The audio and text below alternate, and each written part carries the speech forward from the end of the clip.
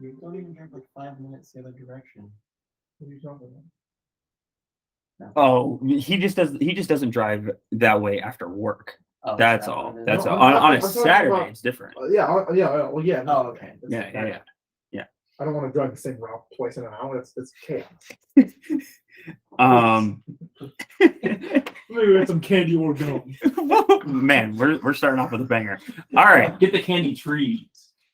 You can send a bolt for these. So we left off. So today is the second half of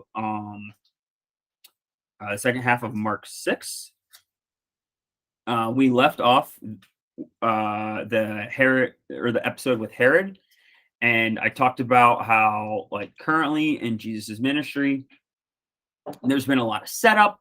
We've been having this whole through line of like of who is Jesus, and people constantly wondering about that. We've kind of had a cut scene in the middle of the story where it's flashed over to a palace with Herod, and Herod having his who is Jesus moment. And I talked about the like competing systems between kind of the system of man, which Herod is a representative of, versus the system that God is trying to bring about in his time, and how that's been a constant theme from the beginning of Genesis all the way through. And now we're seeing that come to fruition and seeing it happen, be kind of reenacted in miniature with Jesus, but it's also kind of a vision of what's going to happen going forward. And we are now cutting back to Jesus, right? Because we're done with that Herod episode. And there's two main stories here that we're going to read, which are really one story. But it's very easy for people to miss that, and for people to miss that they are really one story. But by reading carefully in the text, it's clear that it's intended to be one story. And it's, again, we're getting we've kind of got this throughout Mark so far, but he's constantly playing with this, like, who is Jesus? Jesus does a thing, people question and respond, and he's going back and forth. But then Jesus does something like wild and crazy. And probably the most wild and crazy thing that Jesus has done up until this point is the like calming of the seas, right? If we're excluding kind of the casting out of Legion and the healing of the two women. But we're now going to see more of that. And so I guess some people might have kind of in recognition that these next two stories are sort of one story. Maybe some of you have section headings in here that says something along the lines of like, Jesus has power over nature or something like that. Walks on the water. Does anybody have that section heading? Mm-hmm. Okay. I think, so a good thing for the Enduring Word thing, he has his section titles in there too. And he has the section in title as like, it's Jesus has, where is it? Jesus displays his laws. Jesus displays his power over the laws of nature, and is kind of lumping those things together, which I think is the correct thing to do. So let's. Okay, and also I want to kind of set this up too. I'm spoiling the end of what I think Mark is trying to do here, but I think Mark is trying to answer that who is Jesus question with kind of two answers at the same time. One is that Jesus is a greater version of Moses, okay? And then the second thing is that Jesus is the God of creation. And I don't just mean like God, I mean the God of creation. And as we go through it, see if you can find those connections, and we'll talk about it. Okay. What verse? Verse 30 is where we're starting off. The apostles returned to Jesus and told him all that they had done and taught. And he said to them, "Come away by yourselves to a desolate place and rest a while." For many were coming and going, and they had no leisure even to eat. And they went away in the boat to a desolate place by themselves.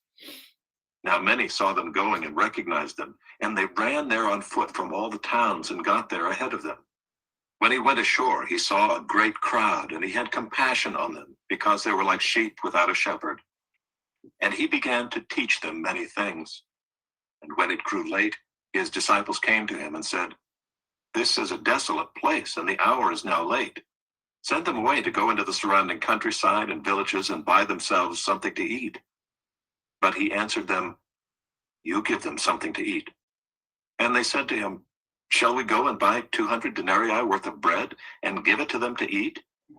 And he said to them, "How many loaves do you have? Go and see." And when they had found out, they said, 5 and 2 fish.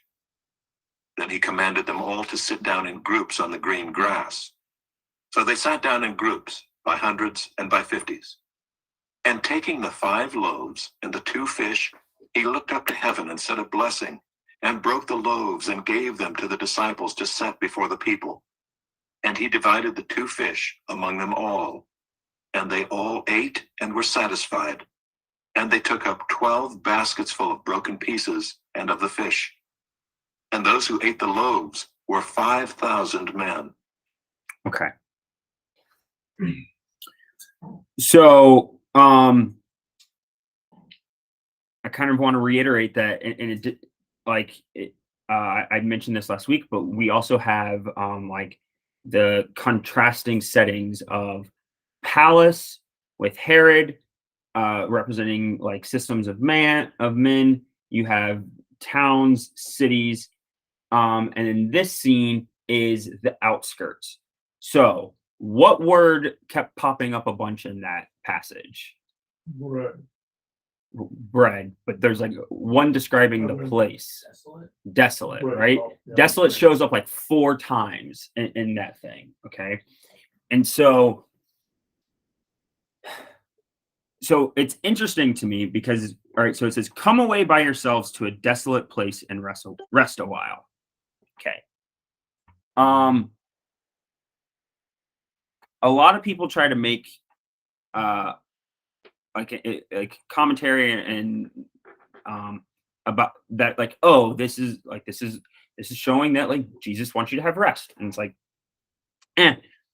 the passage actually really isn't about finding rest and about going into desolate places, because actually, if you read the passage, nobody has rest like at all through the passage.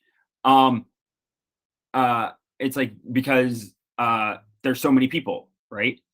And but also remember that that the reason why there are so many, so it's really not about rest. What it's really about is human beings in a desolate place. Okay. And also remember, why are they there? They're there because Jesus sent the 12 disciples out. They were ministering to people. They were coming and going.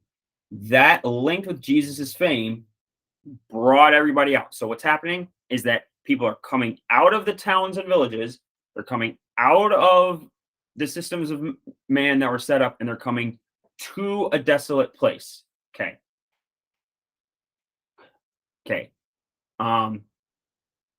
I want to link this idea of a desolate place with what, remember how I said, I was like, it's linking him to the idea of God of creation, right? Okay. What is the world described as before creation? It's described as formless and void, right? And that phrase is tohu abohu in Hebrew, okay? That phrase, those words also get used to describe desolate places, deserts, right? Wastelands, right? It gets described in Isaiah multiple times, okay? And so the idea is that So desolate places, very specifically, if you listen to Michael Heiser a lot, he talks about this all the time. Desolate places are places where human beings don't live. They are, and if it's a place where human beings don't live, it's a place where the Elohim live, the spirits live, right? So it's like it's the place of the gods, right? And so if it's in Israelite thinking, if it's the place of the gods, it's the place that God owns, right? Because that's how Israelites think as opposed to other ancient peoples, right? And so by them coming out into the desolate places, they are leaving man's system and they are entering God's domain. This isn't that wild of an idea. People do the same thing whenever they go hiking, right? They're just like, oh, get out into Mother Nature. Why are you using the phrase Mother Nature? Because you think of it as spirits, right? It's the same exact thing, okay? But it's also linked back to creation, to this God of creation, right? And the God of creation is the God that brings life and abundance out of the ground, out of this tohu bohu, out of this desolate place. It's the same idea. It's the same pattern. Okay.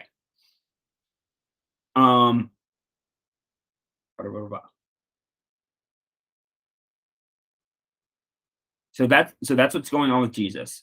For many were coming going, and they had no leisure even to eat. When he went ashore, he's like, where am I at now? Okay. You can very clearly see that, like, it's not a place of, it's really not a place of rest. Because if it was a place of rest, they would all be able to eat there, but they're not able to eat there. There's too many of them. All right, there's a problem, and so the disciples' answer is to send them back into those systems. Right, send them back into where they are. All right, but what was Jesus doing? Right, I talked about how Jesus just gave them authority. Jesus set up his own rival system, right, to rival those systems. So why would Jesus want to send them back? He doesn't want to send them back. So what is Jesus' response? You give them something to eat, right? That's why he's doing that, because Jesus is setting up like I said, he's setting up these competing systems, and he's like, no, we're not just going to send them back to where they were. That's the problem. Everything that they're like engrossed in, everything that they're a part of, is it correct? Now, I want to be careful with what I say whenever I say it, like it isn't correct, because the issue of human beings can't live in a desolate place is a real issue. Okay, like, and so this is kind of like, this is why it's like a fractal story of like God's whole issue, right? Is the whole thing that God's trying to do since Genesis is, how can God live with people, right? That's what he's trying to do. That's what he's trying to figure out. And so I don't want to just say cities are bad. The things that human beings do are bad. And we've talked about this a lot, right? About like technology is bad. No.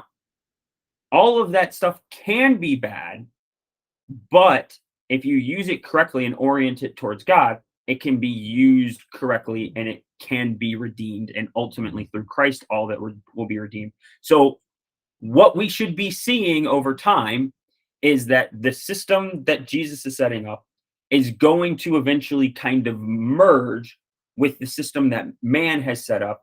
And hopefully Jesus will be set at the top of that, and everything else is going to like fall into line.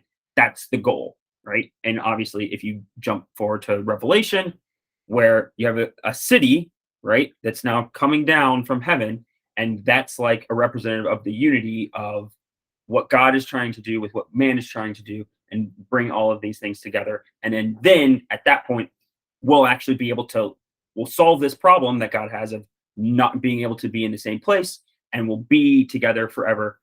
That's eternity. That's the new heavens and the new earth. That's Jerusalem. That's heaven. Right? Okay. So we're making steps along that path. That's what's going on. Okay. All right. Disciples say, send them back to where they're from. Jesus says, no, you take care of them. You have the authority, but they don't know how to do it, right? And so they go, hey, we don't know how to do it. We're not equipped to do this, right? And then he responds with, how many loaves that you have? Okay. This is the first reference to Moses, right? God appoints Moses to go do a thing, right? And he's like, hey, go do this thing. And he goes, can't do that thing. And he goes, well, what do you have? He goes, I have a staff. Okay, use that staff. Okay, it's the same thing that's going on here. He goes, I want you to do a thing. You're telling me you can't do a thing. What do you have? Use that thing. Okay. The 5 loaves and 2 fish. Obviously, those are going together to be 7, right? So you have even with that, right? 5 loaves. What's bread? Bread is a thing that man makes. 5 is a number that's representative of humans because we have 5 fingers, right? It's obvious. Okay. 2 animals, right? Things that breed. Also a thing that God makes. You have a representative. You have a thing of a man thing and a God thing coming together. He's going to use that to bless everybody. Okay. And so what does he do? He makes a bunch of stuff. And then there's 12 baskets full of what? Pieces left over, right? It's a remainder. The remainder is 12. Okay. What's 12? Talk about 12. Obvious connection is 12 tribes of Israel. Okay. So the remainder, right? The remainder is also this full. So the 12 is the fullness of Israel, but it's also a remainder. And we've talked a lot about how God takes the remainder, makes it full. Okay. With me so far on all of that, right? We're good on all that. The symbolic nature of all that junk isn't like it's been there. It's repeated themes, but it's all thrown in really quickly. So you then have the line about they sat down by hundreds and fifties. Okay.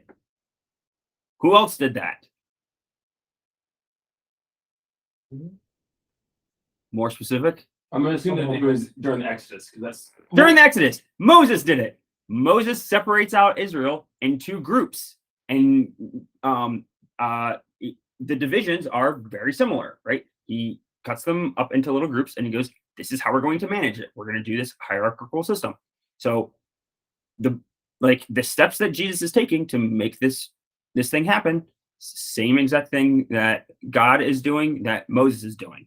Okay, and you didn't say this expressly, but you pretty much did earlier. But that even the gathering of the people out into this space mirrors the people of the Exodus of the Exodus leaving Egypt, right down to the apostles going like, okay, let's just send the people back to go eat there. Is the exact same thing as the Israelites going, okay, let's just go back to Egypt because this is. And it's the same, and that's the same story, right? It's man, Nephilim system of Egypt. That's the representative of it. Bring people out. Yes, I missed that.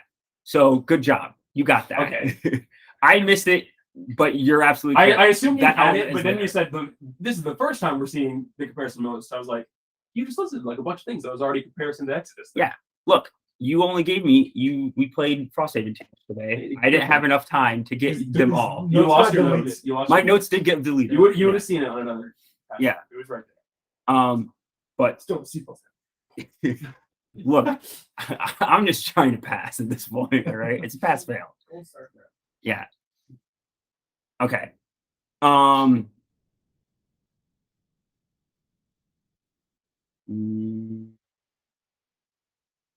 only reason I was thinking on that as well, I'll say is while you're looking, is that when I read through it the first time, I was just going like, well, why can't they just go back? You know, that seems like Jesus went, you should feed them, but also they didn't have any food at the time. When like it totally is like, whenever people preach on Exodus, and they're like, the Egyptians were going like, let's go back to be slaves in Egypt. Everyone goes like, no, that's really dumb.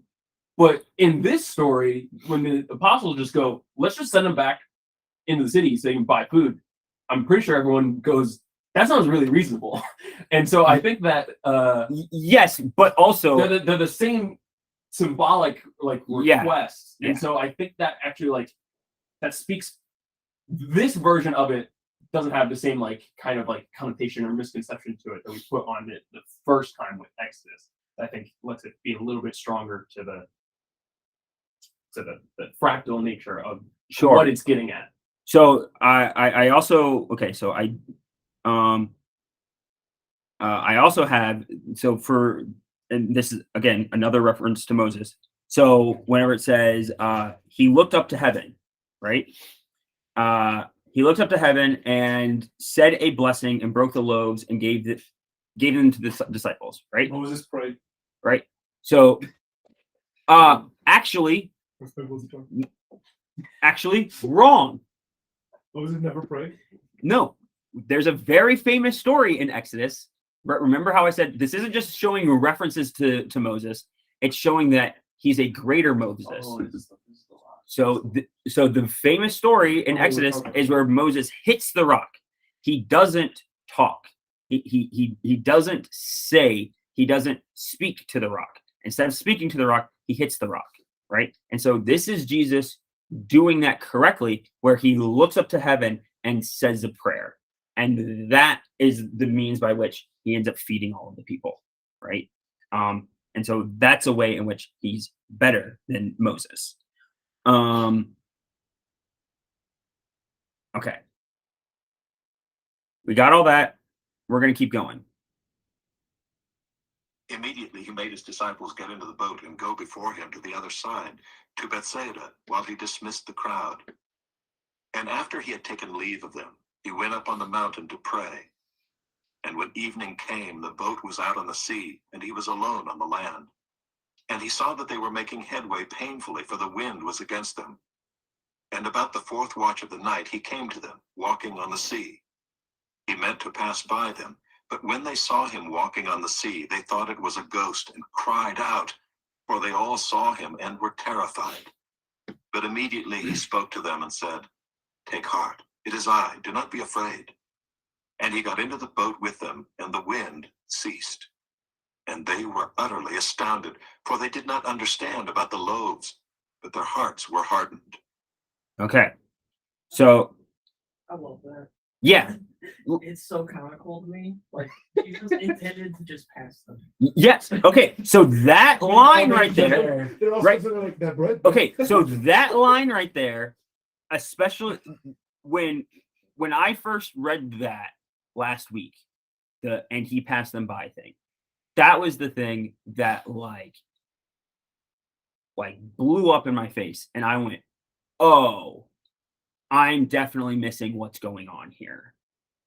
And I think that line is super, super key to understanding it, and it's what helped me figure out a lot of the other things that was going on, especially the last line, which for they did not understand about the loaves. So that's the line that immediately links it to the story above, right? To let you know that no, these are actually one story. The feeding of the 5,000 and the walking in the water, they're doing something together, right?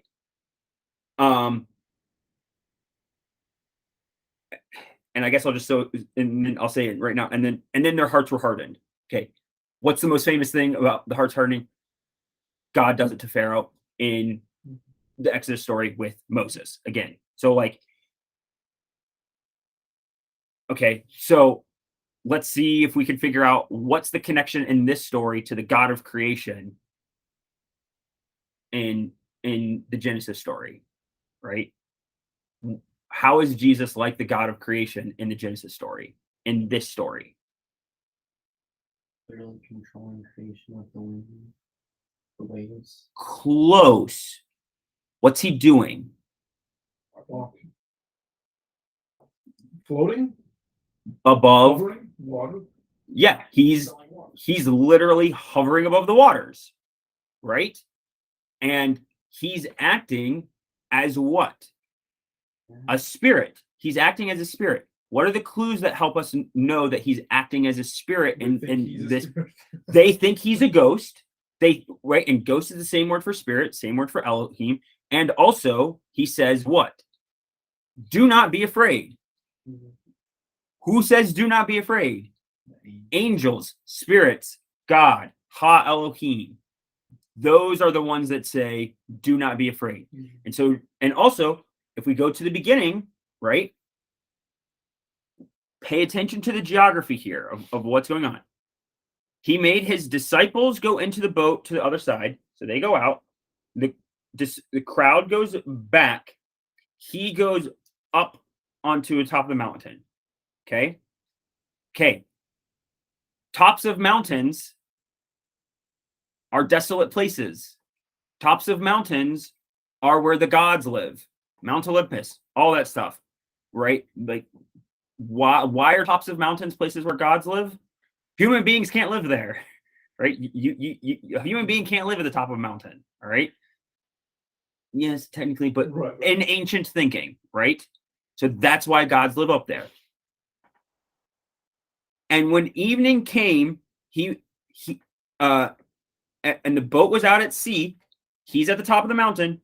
He saw that they were making headway painfully, for the wind was against them. So he, from up high, looks from the place of gods, looks down upon the people in the boat, upon the watery chaos waters of life, and he goes out to them. He's hovering upon the waters, and what does he want to do? He wants to pass them by, but he also wants to help them. Okay, those, right? It says that right there. It says, the fortnight, he came to them. He saw that their headway was painful. He's coming to them, but he meant to pass them by. Why? Because he's going to where the wind is coming from. He's going to where their problems are coming from. So the whole thing, the whole geography, right? You just replace, you just substitute the space for time, and you get the entire creation story, right? You have God looking down at the world, knowing that human beings going through it are going to have a hard time and are not going to be able to progress. And so he comes down. He's hovering from the beginning. He's there all along. And then at a certain point, he tends to go farther, and he has more that he's going to do. But they see him and make contact with him, and they're scared. So he drops in, comes into the boat with them for a little bit of time, and he solves the issue anyways. All right? Cosmically, what do we think Jesus does? We think he's the God of creation that was there before time. He came into the world. He knew, right? We have this idea, Christians have this idea that the cross isn't a plan B, right? Right? We have, this is scripture where it's like, he knew before the foundation of the world that like he loved us and was going to die for us, right? So he saw our plight from before anything began. He came down, worked in the world, made creation happen, and then at a certain point came in to be with us, but he knew that he had a fight that was ahead. And so, right, we don't see that in the story because it's a fractal story, and so we don't see that, but we know it's coming because we're 2,000 years ahead of time, right? So it's not in the gospel yet, but the gospel is also trying to get that idea across that he's going to go further and fight the things that are ahead, right? And this is the God that goes before me, which again, the first time that happens is in Exodus, where God is going before the people of Israel, right? And so like you have all of these ideas thrown together really quick, and it's all right in there. So you're saying Jesus intended to just hover to a certain distance in front of the boat and then just like stop the winds kind of thing? Well, so what I'm saying is like, I just mean Jesus' intentions in the moment in the scripture. Like, I know it's hard to say his intentions because he knows they're going to notice him, sure. and he wants to be noticed,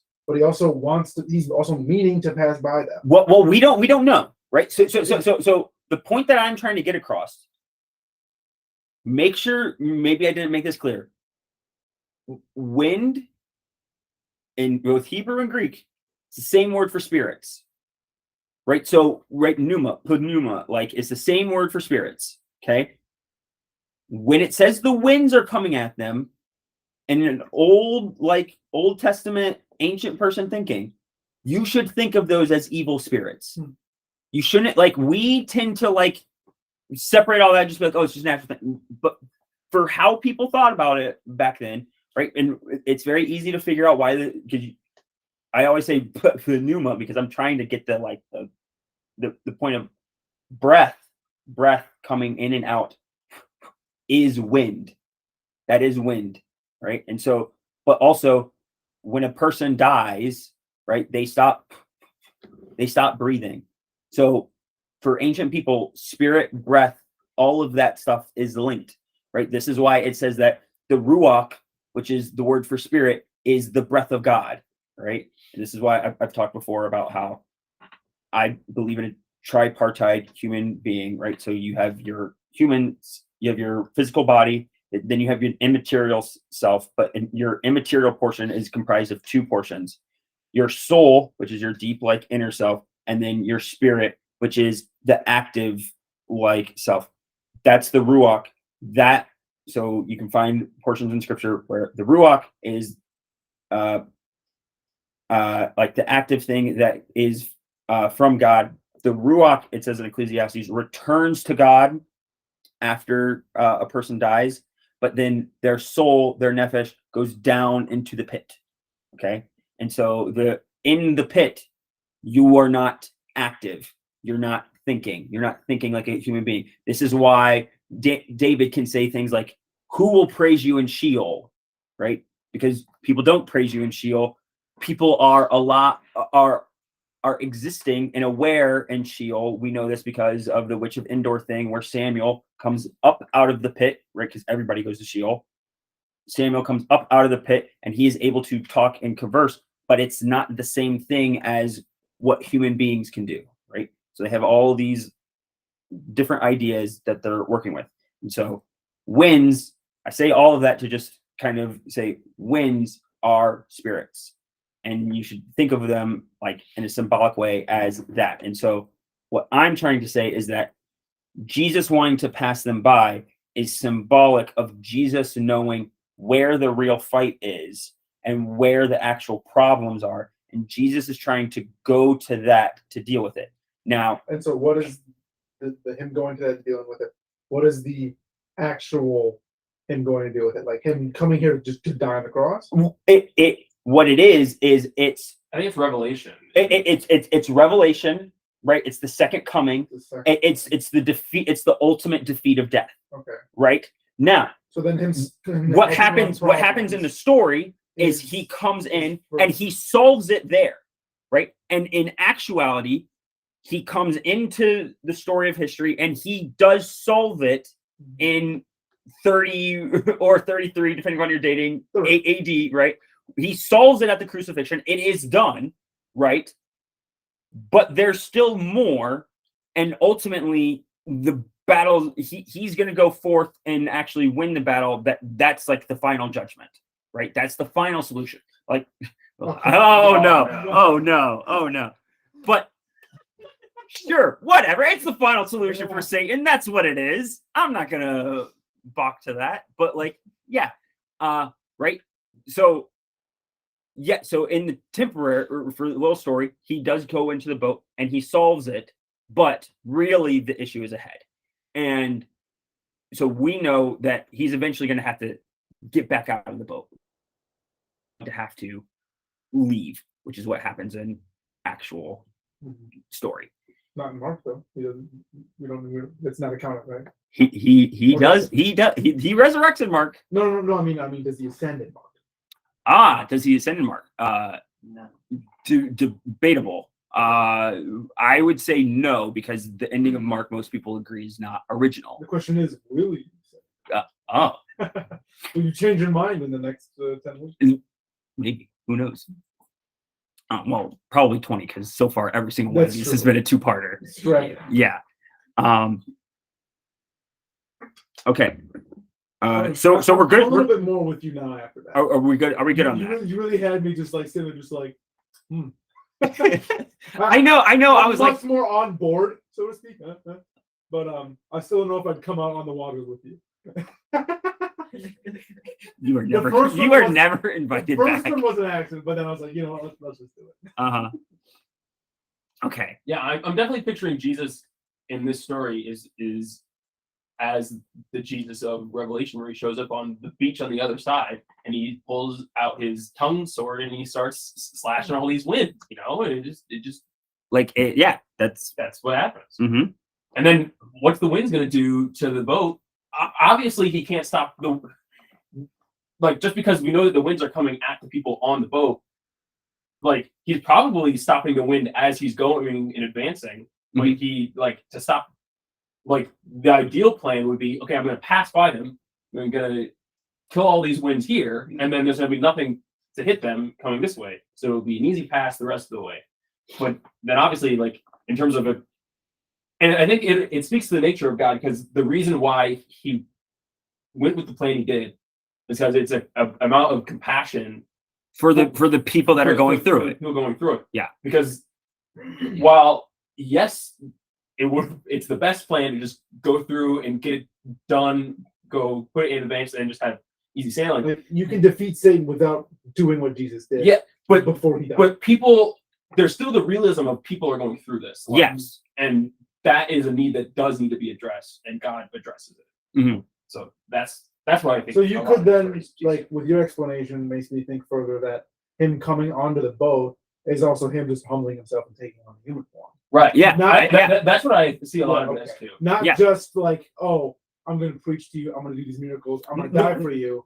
No, It's- I see coming onto the boat I see- as a representative of the incarnation. Yes. 100%, because I think it's before most- he gets onto the boat, they see him as a spirit, and once he's on the boat, he is now flesh incarnate. Yeah.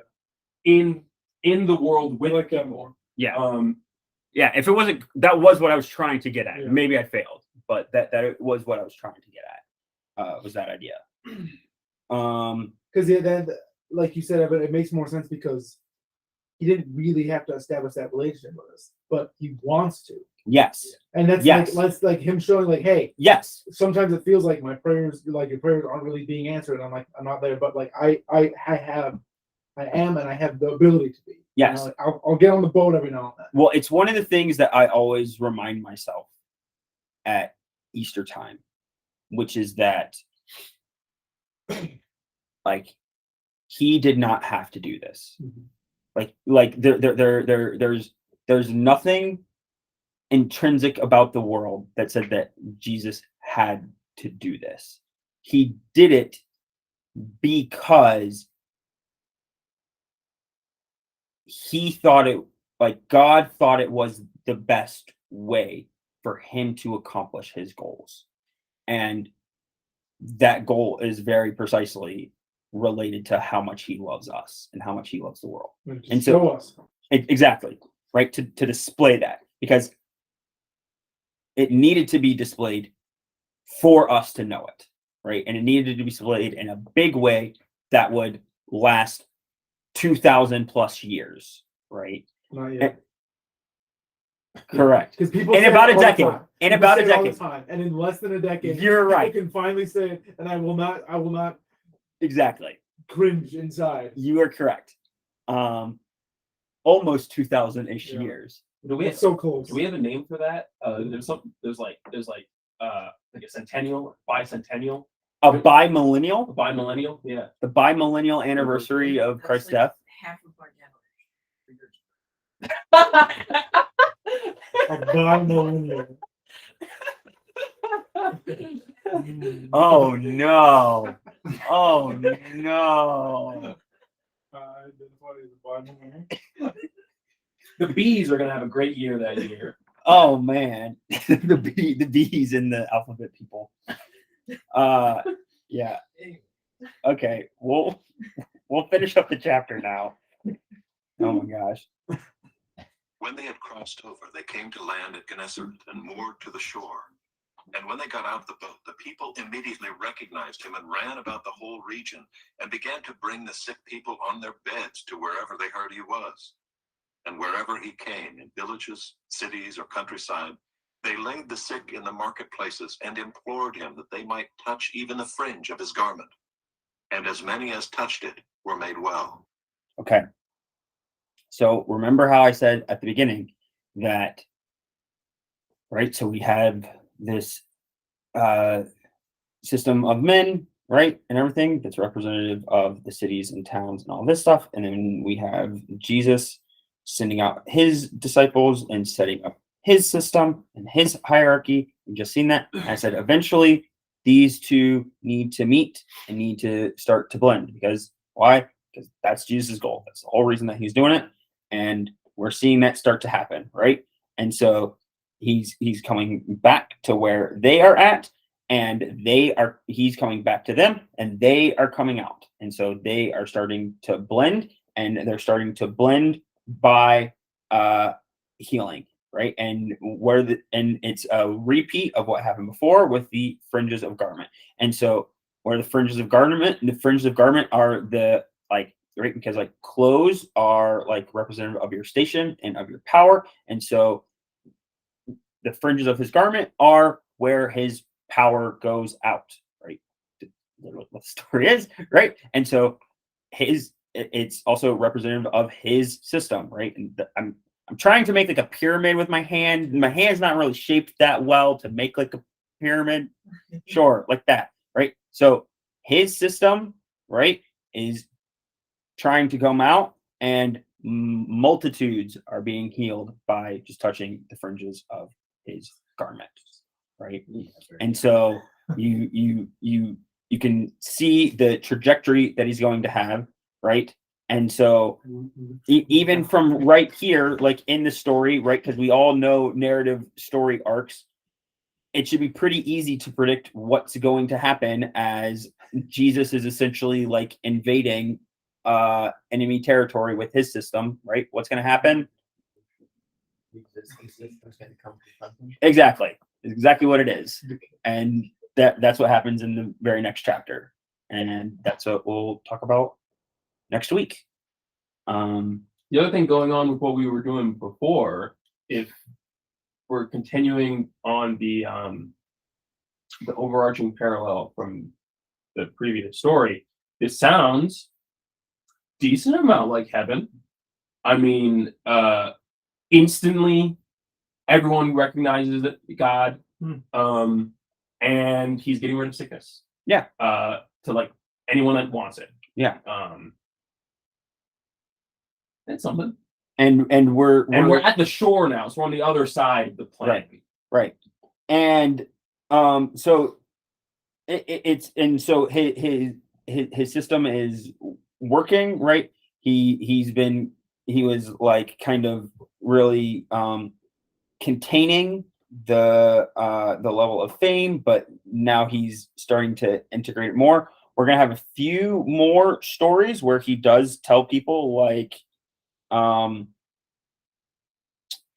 think he does have a few, maybe I'm wrong in that, but I think he has a few more stories where like he's like, hey, don't really like tell people about me. But we're getting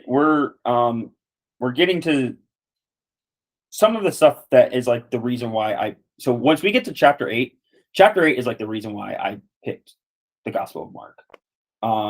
Like I love chapter 8. The second half of chapter 8 is quite besides the fact that my favorite verses in Matthew is probably like my favorite series of events in the entirety of all the Gospels. And so I'm really stoked for whenever we get to there.